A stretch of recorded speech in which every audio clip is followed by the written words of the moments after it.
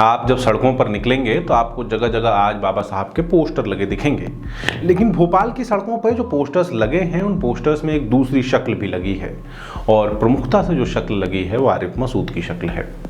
देश भर के भी पॉलिटिकल एटमॉस्फेयर में यही हो रहा है कि आपको बाबा साहब के साथ भीम के नारे के साथ मीम का नारा सुनाई देता है। आपको इस्लामिक और दलित एकता की कहानियां पढ़ाई जा रही हैं। बचपन से हमें जो किताबें भी पढ़ाई गई उन किताबों में यही लिखा गया है कि बाबा साहब अम्बेडकर हिंदुत्व के कट्टर विरोधी थे, हिंदू विचार के विरोधी थे। बाबा साहब अम्बेडकर ने हिंदू धर्म त्याग के बौद्ध धर्म अपना लिया था। लेकिन ये सब बताते हुए बहुत समझदारी से एक चीज़ आपसे छुपा ली जाती है। ये सब बताते हुए बहुत सी बातें आपसे छुपा ली जाती हैं, आपसे भीमराव अम्बेडकर के विचार छुपा लिए जाते हैं।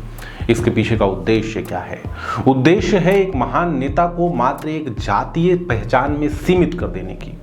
प्रयास है बाबा साहब भीमराव अम्बेडकर के विचारों को संकुचित कर देने की। आप देख रहे हैं आयुध, मैं आपके साथ सौरभ कुमार, और हमारे आज के इस वीडियो में हम इसी बारे में बात करेंगे।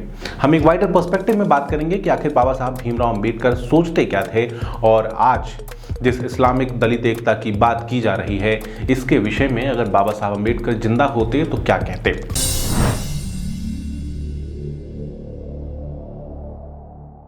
बाबा साहब अम्बेडकर ने हिंदू धर्म छोड़ दिया था।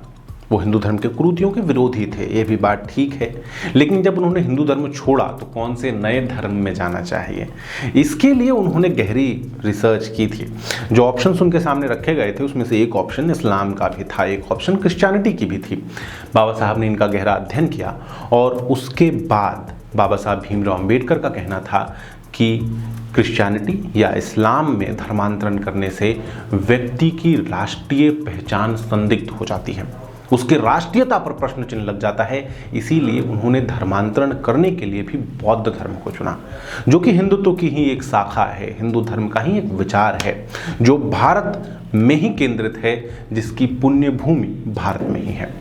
बाबा साहब भीमराव अम्बेडकर समय समय पर इस्लाम का विरोध करते रहे, इस्लामिक विचार का विरोध करते रहे। बाबा साहब भीमराव अम्बेडकर दलितों के इस्लाम में जाने के कट्टर विरोधी थे। जब भारत आज़ाद हुआ उस समय बड़ी संख्या में धर्मांतरण करवाया जा रहा था। बाबा साहब भीमराव अम्बेडकर इसके खिलाफ उठ के खड़े हुए, और तो और बाबा साहब भीमराव अम्बेडकर के आप विचार पढ़िए।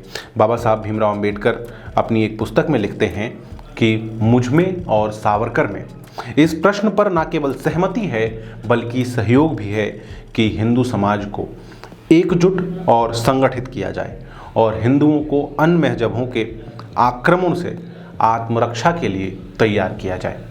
ये विचार बाबा साहब भीमराव अम्बेडकर के हैं, लेकिन इन विचारों को सुनकर आपको शायद विश्वास नहीं हो रहा होगा कि भीमराव अम्बेडकर ऐसा भी कह सकते हैं। आपको ये बताया जाता है कि इस्लाम में कोई भेदभाव नहीं है, आपको ये बतलाया जाता है कि इस्लाम में समानता है, आपको ये बताया जाता है कि इस्लाम में सबको एक नज़रों से देखा जाता है।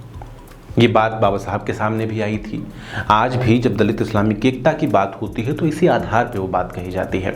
लेकिन इस बात के बारे में बाबा साहब का क्या सोचना था, बाबा साहब क्या कहते थे?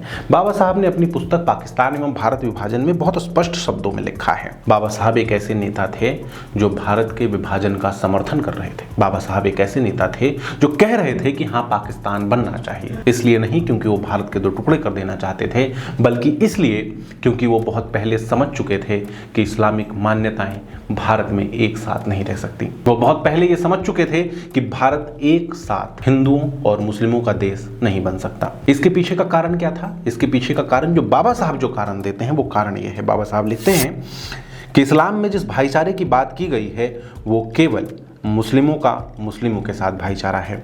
इस्लामिक बिरादरी जिस भाईचारे की बात करता है वो उसके भीतर तक ही सीमित है। जो भी इस बिरादरी से बाहर का है उसके लिए इस्लाम में कुछ नहीं है सिवाय अपमान और दुश्मनी के। इस्लाम के अंदर एक अन्य खामी है कि ये सामाजिक स्वशासन की ऐसी प्रणाली है जो स्थानीय स्वशासन को छांट कर चलता है।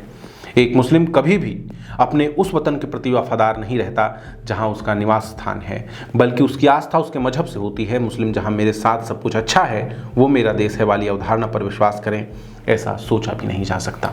भारत जिन समस्याओं का सामना आज कर रहा है, भारत जिस समस्या से आज जूझ रहा है, इस समस्या को बाबा साहब ने बहुत पहले देख लिया था। बाबा साहब दूरदृष्टता थे।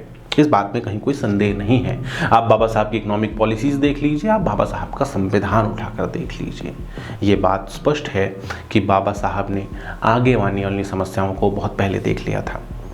इस्लाम के संबंध में भी, क्रिश्चियनिटी के संबंध में भी बाबा साहब ने उन समस्याओं को पहचान लिया था, लेकिन उनके इन विचारों को दबाया गया। बाबा साहब के इन विचारों को जानबूझकर जनता से छुपा कर रखा गया ताकि बाबा साहब के ऊपर नीला रंग पोता जा सके, ताकि बाबा साहब को एक जाति विशेष का नेता बताकर उनके नाम पर राजनीति की जा सके। आजकल बुर्का बड़े चर्चाओं में है, आजकल पर्दा प्रथा बड़ी चर्चाओं में है।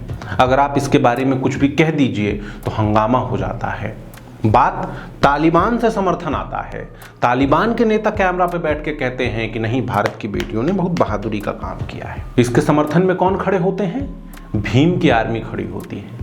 भीम की आर्मी बुर्के का समर्थन कर रही है, लेकिन ये जो भीम के नाम पर अपनी राजनीति चला रहे हैं, इनसे मेरा निवेदन है कि एक बार जरा ये पढ़ के देखें कि बुर्के के बारे में बाबा साहब क्या कहते थे, भीम क्या कहते थे। क्या है कि इसमें मैं अगर अपनी कोई बात कह दूंगा तो आपको शायद बुरा लग जाए, इसीलिए मैं पढ़ के सुना रहा हूं, बिल्कुल शब्द बा शब्द जो बात बाबा साहब भीमराव अम्बेडकर ने लिखी हैं, ना कोई बिंदु ना कोई पूर्ण विराम, पूरा का पूरा भाई साहब बाबा साहब का लिखा है। पुस्तक का नाम है पाकिस्तान एवं भारत विभाजन, पन्ना नंबर है 231, चाहिए तो खोल के देख लीजिए। बाबा साहब लिखते हैं कि पर्दा प्रथा की वजह से मुस्लिम महिलाएं अन्य जातियों की महिलाओं से पिछड़ जाती हैं।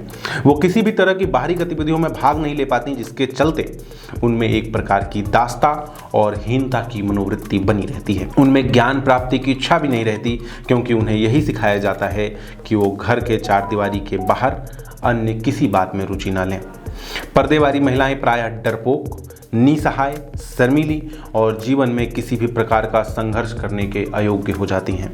भारत में पर्दा करने वाली महिलाओं की विशाल संख्या देखते हुए कोई भी आसानी से यह समझ सकता है कि पर्दे की समस्या कितनी व्यापक और गंभीर है। इसी बात में आगे ये भी लिखते हैं बाबा साहब कि हिंदू धर्म में अब तो पर्दा की प्रथा लगभग समाप्त होती जा रही है, लेकिन इस्लाम ने कभी भी ये इच्छा शक्ति ही नहीं दिखाई कि वो पर्दा प्रथा को ख़त्म करें, कि वो बुर्के को ख़त्म करें। बाबा साहब के विचारों को संकुचित करने के पीछे की मानसिकता क्या है?